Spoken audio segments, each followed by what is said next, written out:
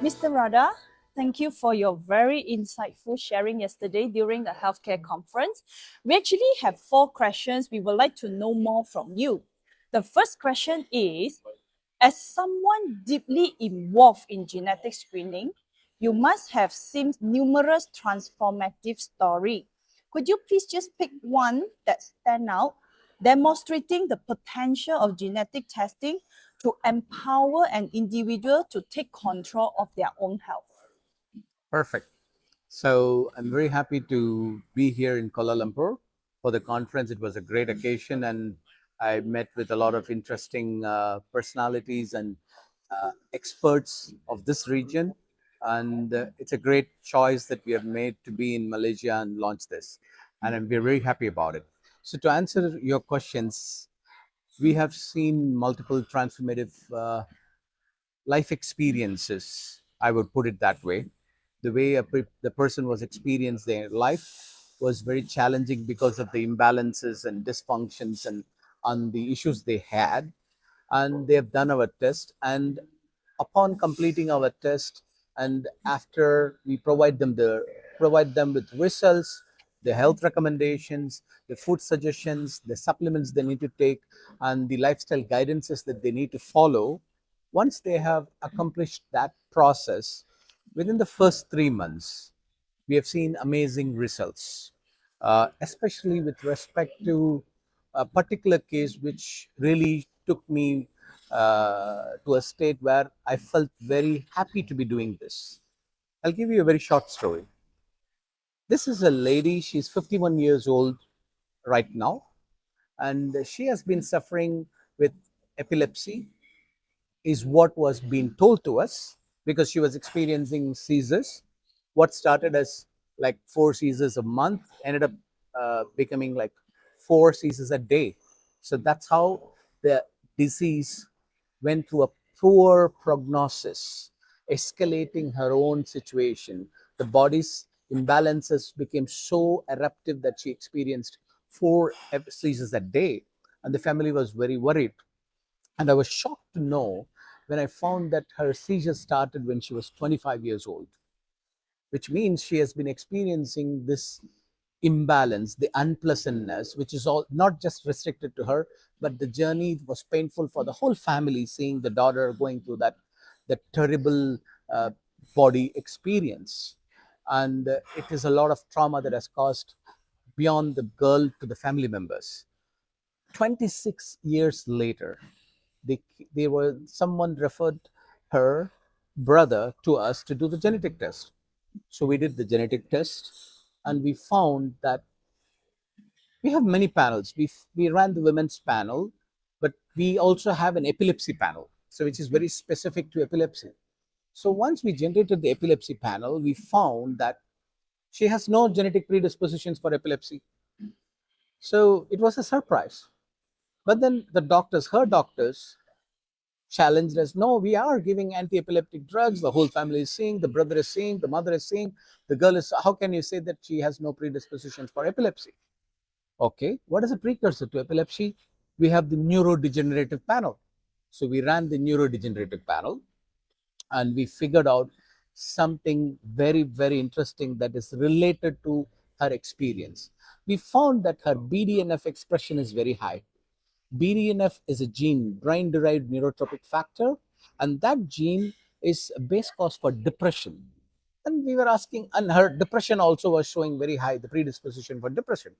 So we saw this, and our doctors, our side, they just felt that maybe it's worthwhile to generate a mental health panel for the girl. We generated the mental health panel. So we started with epilepsy, did the neurodegenerative, we identified the BDNF, then we generated the mental health panel. In the mental health panel, we observed that her depression rates are very, very high, and she had the mood disorders and everything. And that's when it struck from our side that it is the BDNF that is triggering the depression for her. Having said this, now the case is she's experiencing a seizure. It's an epilepsy. What is to do with this and that? So our system said that this girl is not experiencing epilepsy but epileptogenesis, which means the seizures is a response to the depression that she is experiencing. So the primary protocol that the physicians or the healthcare providers have to attend to her is the anti-depression protocol and not anti-epileptic drugs protocol. Okay, having said that, we said, could you please provide us with all the drugs, medications that she's taking for recently? We said for the last 25 years, we have been changing the medications as things were ever coming up new and new, and we wanted to fix her. So it's only the seizures that kept moving up and up. So the last three drugs that was given to her was provided. So we ran the pharmacogenetics, which picks up the calculations for toxicity and efficacy of the drug for the particular condition that she's having.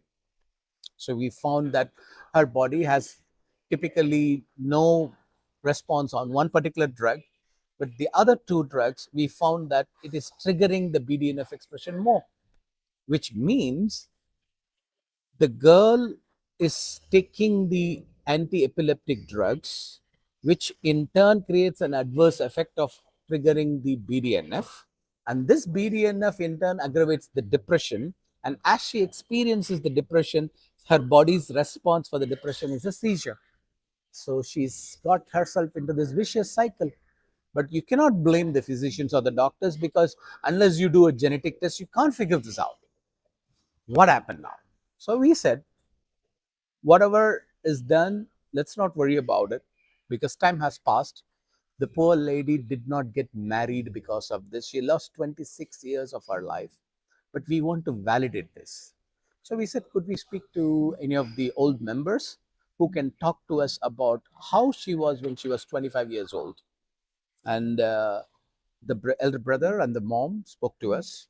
So it was surprising to notice that she was in depression for 1 year before the season started, because she was some family disagreements or something to do with the marriage was did not going through her own way that she wanted, and she went into depression. It was not properly attended, because 26 years before, the notion of depression was not there. So then there's epilepsy started. I'm also saying epilepsy, it's not epilepsy, it's a seizure started happening. And as usual, the doctors were attended and they ran the epilepsy protocol. So now, after 26 years, our system has generated the priority as an anti-depression protocol, and we have provided the pharmacogenetic reports to the doctors to convince that it is increasing the BDNF, and they need to balance their treatment protocols in a different way. So she's given now the right supplements that can help her come out of depression. She's also going through the her doctors who are now attending her on the anti-depression protocol, and she is now amazingly coming out. She's now, I believe that she would start living her life now. I think this is the moment I felt that I'm I'm involved in something that really transforms lives. So to answer your question, I think this is one story that is close to my heart and that resonates well, and I felt that I should communicate this story. This is so amazing. How can personalized medicine go beyond disease management to enhance the overall health and well-being on individual level? Individual level, personalized healthcare is very, very important, because what does personalized health give to the patients? It will help you discover yourself. It provides you clarity on your own body, your own mind, and your own life. To put it in simple words, you will take charge of your health. The healthcare providers will only support you, but your health, you will own it. When you have a car, when you own the car, you take the car to the service. For that, you have an ownership of what car is that, and you have the manual and everything. And you are taught how to drive it, and you have the license, and you have all the things that are required to take care of the cars. Also, you need to put the fuel, you need to have the air pressure correctly on the tires, you get it cleaned once in a while. All this ownership feeling, somehow we missed it for our own health. It's like how you are driving your car with full throttle on a rugged road, you will burn your tires out, right? But you're conscious about it. But when in life we are burning ourselves out, the impact and the damage that we create within ourselves, we don't seem to be caring about it. But the personalized health, when you do through your genetic blueprint, and when you do with the personalized health service that we provide, which takes into calculation your genetically identified conditions, your blood conditions, your lifestyle conditions, and then generates the personalized health service. Which, when we mean service, it's a recommendation that it gets generated. When I said you will own your health, but you need to have clarity about how your body responds to various emotions, various food, and various lifestyle. That is absolutely given like a clean, open book to you. You can know your metabolism capacity, how you can metabolize foods, what food you can metabolize, what food you cannot metabolize. Simple example: if you have a MTHFR mutation, you cannot metabolize cruciferous vegetables because that carries folic acid. Even broccoli is one which has the highest amount of folic acid, and you might choose to eat broccoli more wisely instead of eating it that it's going to be the best food for you. It might actually create an adverse effect for you. This is a clarity. Imagine if you have if your melatonin levels are so low, you need to properly maintain your sleep cycle. You will not compromise on your sleep because you know genetically you are predisposed and your melatonins may not secrete properly and you may have challenges. So these issues, you will be more convinced about your own decisions in life when you know yourself absolutely with clarity. I'll give you a very, very classic example. A lot of people get influenced by the fitness videos, the six packs and the muscles and everything. A lot of people go and hit the gym and they want to work out and become the next Arnold Schwarzenegger. But your body carries certain limitations, and these limitations, if you have low aerobic capacity, if your motor coordinations are not proper, if you're prone to Burgado or sudden death syndrome, you cannot push your body beyond a certain limit. If you push it, then you might collapse. Sometimes it can take your life out, which we have been always hearing that, oh, this person was so good and he was in the gym, he works out, he's very clean guy, he eats fresh foods, he eats the right foods, but suddenly you will find that, oh, he passed away. And usually the calls are like, oh, he worked out in the gym, he came home and he just passed away, he collapsed in the gym, he collapsed on the ground. All these things are silent mutations within the body. And when you know with clarity all the things that you're predisposed to, you simply will take the responsible behavior that will not put you into that pressureful situation that could harm you or your life itself. So I think there are multiple dimensions at which you will be able to gain clarity from your looks. What is the collagen degradation capacity that you have? We can even predict the wrinkles that will get formed or the sagging that will come in your neck as you grow older, and what you need to delay, what you need to eat or conduct yourself in a certain way to delay the onset. That is also provided in the food and the supplement recommendations and the lifestyle recommendations. So we are also talking about neurodegenerative issues in the personalized health, where we will be very easily identifying our capability for being prone to Alzheimer's as we age. So how can we delay the onset? By eating the right food. What are the lifestyle guidances that we require? We might keep hearing about a lot of diseases, but positively speaking, a lot of diseases may not be applicable to us, and that is also visible. And if you look at the personalized health, there are a lot of other positive aspects that we can learn from it. We can even tell what is your talent. What is your, let's say we're doing a personalized health for a teen, and the teen is trying to look at building their life, his life or her life, trying to become someone in the world. what is that naturally comes to that kid, the talent that is also genetically identified. So that is also provided. So it's not just about the negativities that you need to navigate away from that the personalized health recommendations provide. It also provides you the positive things using which you can leverage your capabilities and skills and become someone beautiful and strong in life. Thank you. What are some of the most common health condition or risks that individual can uncover through genetic screening, and how does this knowledge can empower them to make informed health decisions?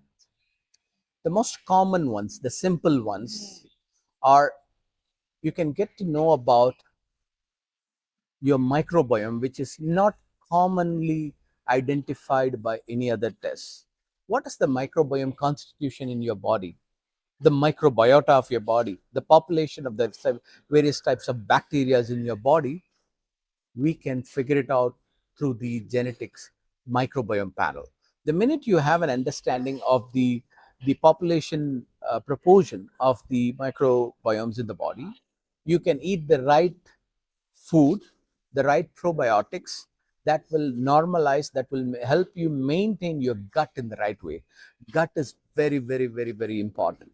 If you maintain your gut properly, you can avoid a lot of diseases. A lot of health issues can be handled properly if you properly maintain your gut. So, this is one simple thing. The second thing, a lot of people tell us the right food that we need to eat, but I believe the most important thing that we need to know is what we should not eat. Because the more we know what we should not eat, we avoid the toxicity that it can accumulate in the body.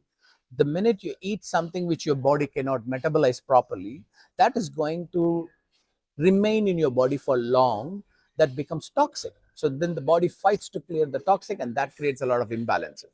Very simple step, very simple steps. Your microbiome, the foods that you need to avoid, and very simple workouts that you need to do. And very one thing that I wanted to communicate about this is there is a lot of talk happening about diabetics. People are becoming diabetic every day. Thousands and millions of people are becoming diabetic. Once we understand what is the cause of our diabetic through the genetic test and the precision health, we can easily transcend the challenge of becoming diabetic. If there is a problem with insulin translocation, then you just have to walk a certain minutes continuously without slowing down, like 35 minutes you walk, you will be able to transcend that. Or if you have you will eat with some supplements, you can do the translocation. Or you have insulin resistance, what is that you need to do? So once you identify your predisposition for becoming diabetic, there are multiple ways how you can transcend that. And more than anything, you will not take your lifestyle for granted when you know that you have a very high predisposition for, let's say, type 2 diabetes. You will become cautious, you will eat, and you will live more responsibility to save your own health. I think that clarity is provided. These are very common ones, simple ones. Moving forward, what is your advice to the society in taking charge of their own health as well as moving to a healthy living? It's a very interesting question. The If you ask me as what would I suggest to the society, my point is very simple. Disease is nothing but dis-ease of the mind. You have to take care of your mind. The way you think, the way you perceive life is very, very important. Your perception is the trigger for every disease that is getting expressed in your body. If you are perceiving life in a complicated, complex manner, your body will become very complex and complicated to handle. Take life very easy. More than anything, love everyone. If you hate anyone, if you're angry, and I can tell you very strongly, it's a fact that it's a punishment that you give to yourself for the mistake of others when you are angry with them. if you learn to forgive people, you might find suddenly this guy is speaking about, the way of life instead of health and medicines and drugs. But I'm talking about the source of imbalance. If you keep your mind in balance, your body is in balance. So I think you should perceive life more clearly, simply, and more lovingly. That's more than enough. Thank you very much, Mr. Radha. We have Thank you very much. Thank Happy you. to speak to you.